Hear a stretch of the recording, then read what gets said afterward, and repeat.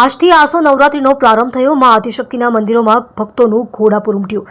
સુરતના પૌરાણિક અંબાજી મંદિરે વિશેષ આયોજનો। મા અંબાના અલૌકિક શણગારથી ભક્તો ભાવ વિભોર થયા। બોલમાળી અંબે જય જય અંબેના નાદથી મંદિર પરિસર ગુંજી ઉઠ્યો। ભક્તોએ શ્રીફળ, ચુંદડી અને પ્રસાદમાં મા અંબાને અર્પણ કરી ધન્યતા અનુભવી।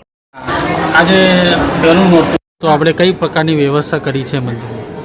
પહેલા નવરાત્રએ ભક્તોને રેલિંગ લગાવવામાં આવી છે, પાણીની સગવડ કરવામાં આવી છે, તેમજ પ્રસાદ કોઈ બી એ લોકોની ધક્કાટુકી નહીં હોય એ માટે બધા ભક્તોની સગવડ કર્યા।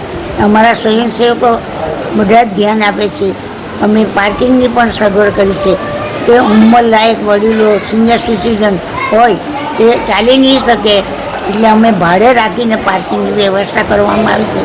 જેટલી બનતી હોય એટલી અમે ભક્તોને માટે આગ્રહથી અમે કરીએ છીએ કે એને સુવિધા મળે અને હજારો ભક્તો લાખોની જગ્યામાં આવે, હજારો આવે, માં એમને આશીર્વાદ આપે ને ખૂબ ધન્યવાદ લઈ બને એ લોકોનું આરોગ્ય સારું રહે અને આશીર્વાદ લઈને જાય।